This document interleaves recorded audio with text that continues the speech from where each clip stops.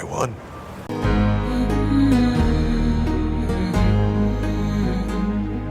Greetings, fellow mortals. Just a reminder, saying it's just my opinion is for cowards. There was a lot of tension going into James Gunn's Superman. The former attempt at making a DC movie universe failed spectacularly, starting from the very beginning with Man of Steel and Batman v Superman. Whoa!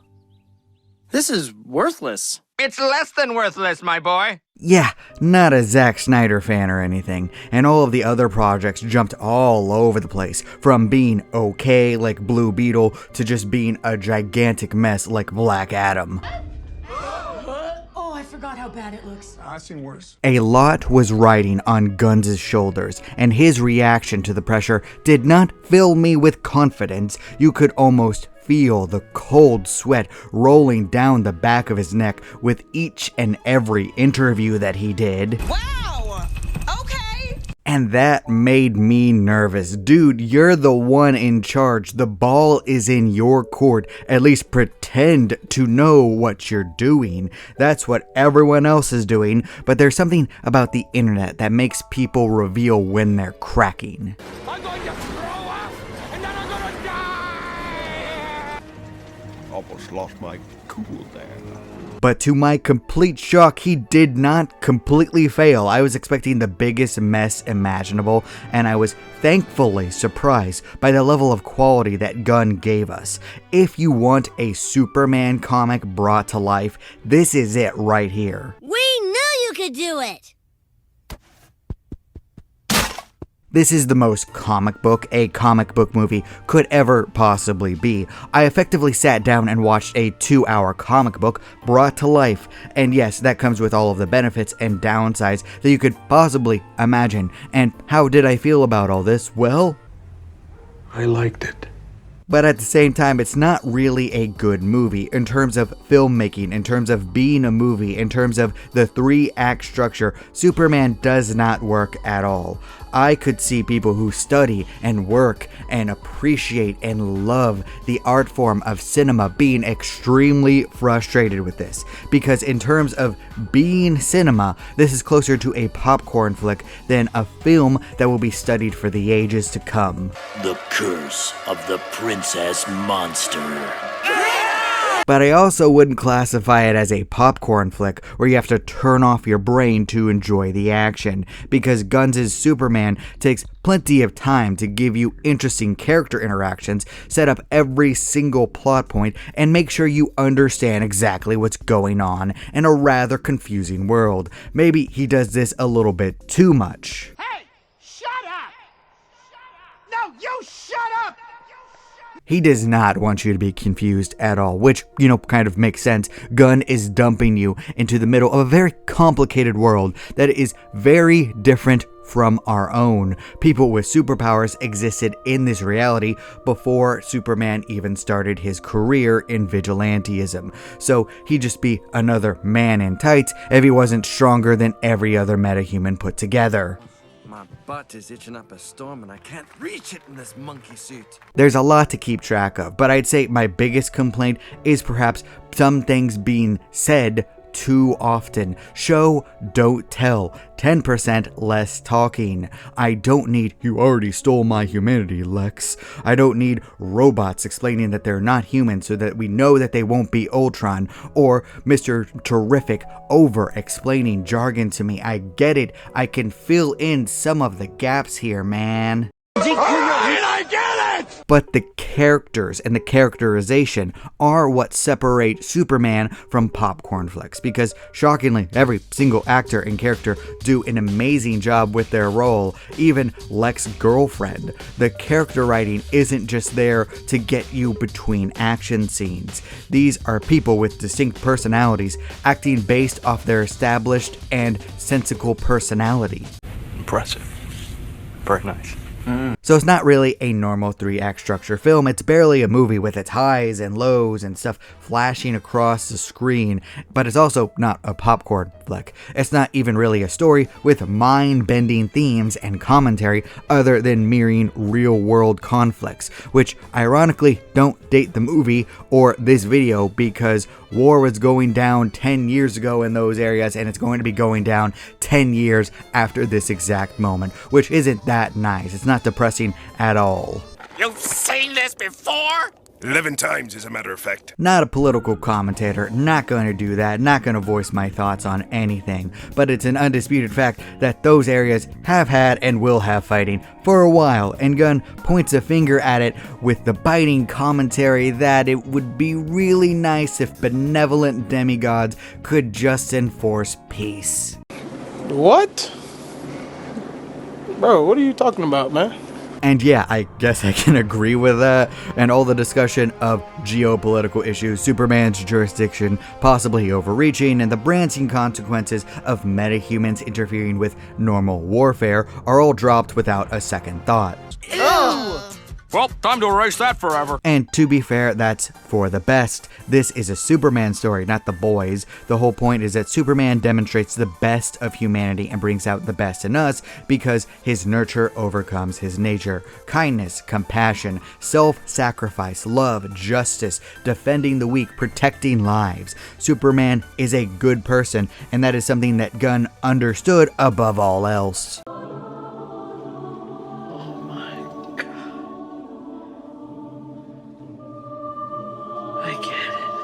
If there's one thing that I have to give James Gunn, it's that he knows, likes, and appreciates comic books, obviously.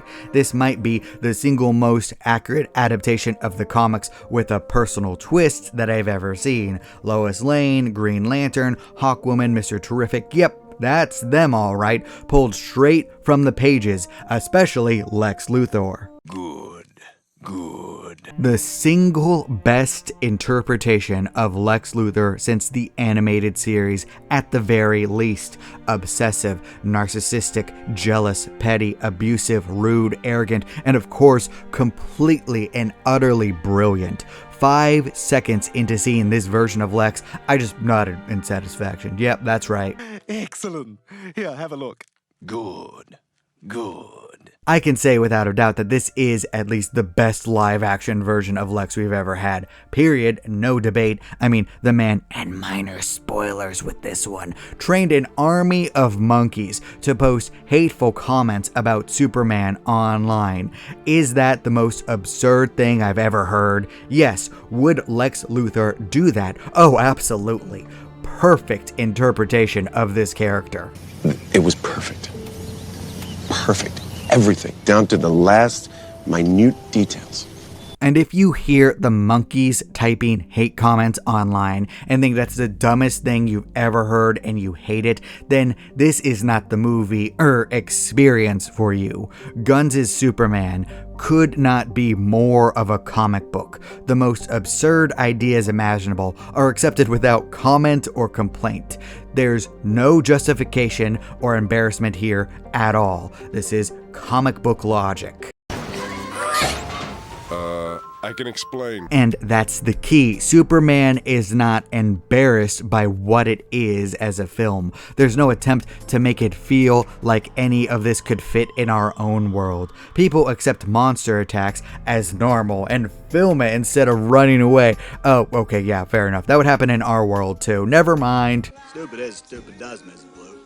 I guess. But everything that's weird is just accepted as normal. Aliens, magic, sci-fi. No one blinks twice at it. It's been common in this reality for so long. Stuff straight from the comics is transferred over, and the film doesn't care if someone doesn't like it.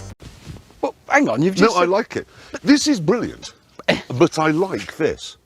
There is often a comment from filmmakers that they can't adapt everything one for one because of the difference in the medium. And you know what? I kind of do understand that. The various different forms of storytelling are different for a reason. It would be extremely difficult and not fit the medium well to take this type of story and try to make it an actual movie, and James Gunn knew that, so he just made a live-action comic book.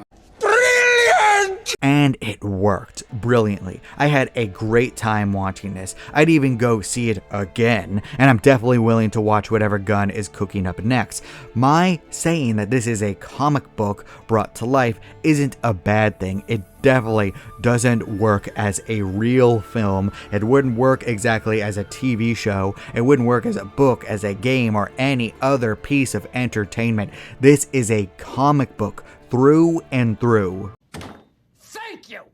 An excellent one at that, because the storytelling is in fact on point. Everything is set up and paid off. There were no plot holes that I could see. Everything made sense. The next decision made sense for the characters. Almost every single person in the movie developed, except Lex and the Kents. But Luthor needs to remain the same for later because this is the best adaptation ever, and he doesn't really change, so there you go. And the Kents are just perfect. They appeared about like 3 times in the film, and they are precious diamonds who need to be protected at all costs. This adaptation of them was perfect. I love them so much. I've only had Arlo for a day and a half, but if anything happened to him, I would kill everyone in this room and then myself. And even Superman learned a lesson at the end. I wouldn't say that he changed, he just reinforced his beliefs in a big way that had my heart overflowing with joy at the end. All of it reminded me of my favorite panel of Superman, period. Speaking of which, what's your favorite Superman comic or storyline? I'd really like to hear it.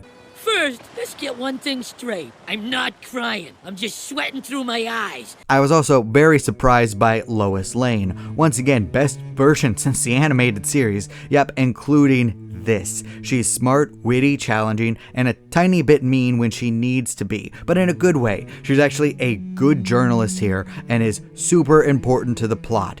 The story could not happen without her. I actually really enjoyed her romantic arc with Clark. Out of the way, you. Mr. Terrific was amazing. Same thing with Jimmy Olsen, of all characters. Hawkwoman had potential. Not a lot of screen time there, but room to grow and to show who she is. And Guy Gardner was so good that it made me get over the fact that my boy Jon Stewart got snubbed again. We are never going to get a live-action version of him. Oh, I made myself sad. I also enjoyed the more secret characters who I won't spoil, even if the trailers kind of did. Nothing groundbreaking, but still, I will say that the CGI fest could get a little bit overwhelming at times. Not that anything looked too terrible, but there was a lot going on. A lot of diarrhea Christmas lights, a lot of flashing lights, and blurry motions in some of the biggest fight scenes. I can see where the $225 million went. Oh my god, that's a lot.